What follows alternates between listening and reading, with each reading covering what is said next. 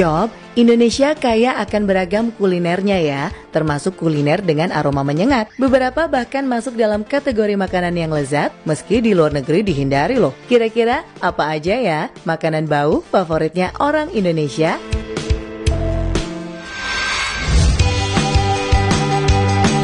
Shop, jangan ngaku orang Indonesia kalau nggak tahu terasi. Aromanya yang semeriwing bisa bikin nafsu makan meningkat berlipat-lipat. Apalagi kalau udah diulek sama sambal, pakai nasi panas, waduh, dijamin auto ngiler deh. Terasi atau belacan dikenal sebagai bumbu masak yang dibuat dari fermentasi ikan dan udang rebon. Terasi berbentuk seperti adonan atau pasta dan berwarna hitam, coklat, terkadang keunguan. Bentuk terasi pun berbagai macam, dari bulat hingga persegi panjang. Bumbu yang satu ini bisa digunakan dalam berbagai jenis masakan Shop. Terasi konon berasal dari Cirebon, Jawa Barat, yang diolah pertama kali oleh Sultan Cirebon ke-1, Pangeran Walangsungsang atau Pangeran Cakrabuana. Setelah itu, terasi kemudian cepat menyebar ke segala penjuru negeri hingga ke timur Indonesia. Kata terasi sendiri ternyata mempunyai arti atau makna yang cukup bagus loh Shop, yaitu terasi yang dalam bahasa Sunda asih artinya cinta atau suka, jadi terasi berarti yang sangat disukai atau dicinta. Dalam bener ya maknanya. By the way, seiring waktu, terasi yang dikenal sekarang ini umumnya terbuat dari campuran garam, tepung dan udang rebon yang ditumbuk.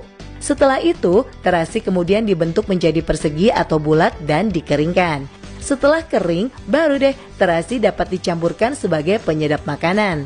Terasi juga sering dijadikan sebagai bumbu olahan untuk memasak daging, ikan, sayur mayur, atau bahkan disertakan sebagai penyedap rasa dalam aneka olahan sambal.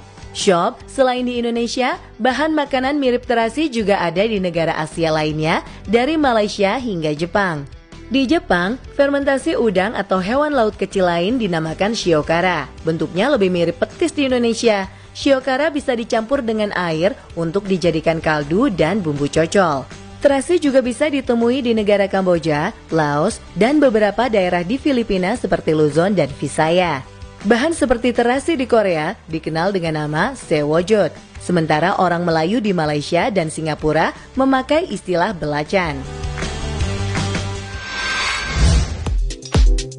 Shop, kalau yang satu ini kamu suka nggak? Yang nggak doyan sih auto mundur teratur ya. Tapi bagi yang suka, nih buah malah dicari sampai kemana-mana. Nggak peduli dengan harganya yang mahal. Ya, inilah dia durian. Shop, baru-baru ini para peneliti asal Singapura berhasil mengetahui kenapa durian memiliki bau yang menyengat. Ternyata durian mengandung zat sulfur volatil yang merupakan sumber zat bau. Zat ini sebenarnya juga terdapat di tanaman lain, namun tidak sebanyak yang ada pada durian. Apalagi kalau buah sudah matang, zat ini akan semakin aktif sehingga menebarkan bau yang lebih kuat. Fungsinya untuk membuat hewan lain tertarik hingga membantu penyerbukan dan penyebaran si biji durian agar nggak punah Shop. Durian banyak dikenal berasal dari Indonesia, Thailand, dan Malaysia. Terdapat 30 spesies dan ratusan jenis durian dengan warna, ukuran, aroma, dan rasa yang beragam yang tersebar di 3 negara ini Shop. Ada durian montong dari Thailand atau musangking dari Malaysia.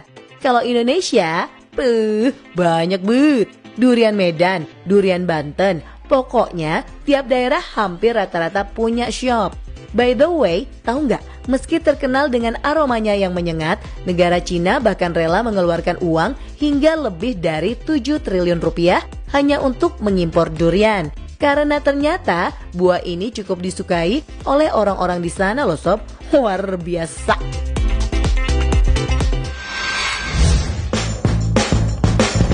Shop, coba lihat deh biji-biji ijonan lezat ini. Inilah petai, pete atau sebagian menyebutnya petai.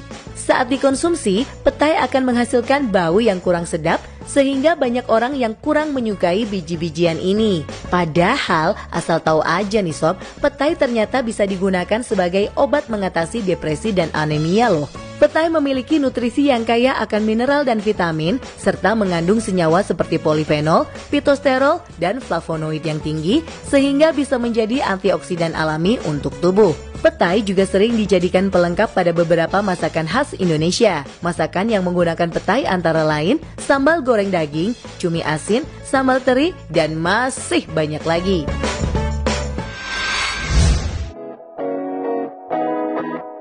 Shop seperti petai, jengkol sering dihindari karena baunya yang juga menyengat. Yap, jengkol memang memiliki aroma kuat dan menyengat. Aroma ini dapat tertinggal di mulut dan menyebabkan bau tak sedap. Penyebab bau pada jengkol ini berasal dari asam amino yang membentuk sulfur. Sayangnya, karena baunya, banyak orang yang memilih menghindari makan jengkol. Padahal, jengkol memiliki banyak manfaat bagi kesehatan loh Sob. Jengkol digadang-gadang dapat meredakan gejala diabetes. Daun tua jengkol yang dibakar bisa digunakan untuk mengatasi gatal-gatal di kulit. Jengkol memang terkenal dengan bau khas yang menusuk penciuman. Ternyata, di dalam jengkol terkandung zat yang disebut oksalat, yakni asam amino yang mengandung sulfur. Asam amino ini juga biasa disebut sebagai asam jengkolat. Jengkol memiliki nama latin Archidendron pauciflorum yang dalam bahasa Inggris disebut dogfruit atau blackbeet. Jengkol termasuk dalam kelompok famili Fabaceae atau polong-polongan. Bukan hanya buahnya yang bau, aroma ini juga akan bertahan di tubuh manusia Sob. Ini menyebabkan mulut hingga urin yang dikeluarkan juga ikutan bau. Oh iya, kalau kebanyakan, asam jengkolat juga bisa berubah menjadi kristal yang menghalangi saluran air kencing atau ginjal loh Sob.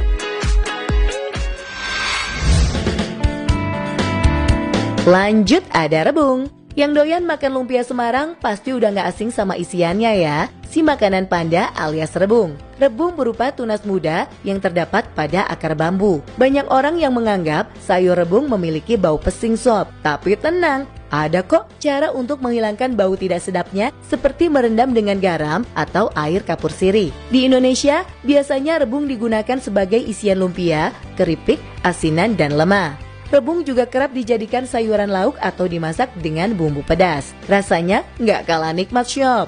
Sob, pemanfaatan rebung untuk bahan masakan sebenarnya sudah dilakukan sejak zaman dulu. Panen rebung biasanya dilakukan sepanjang tahun.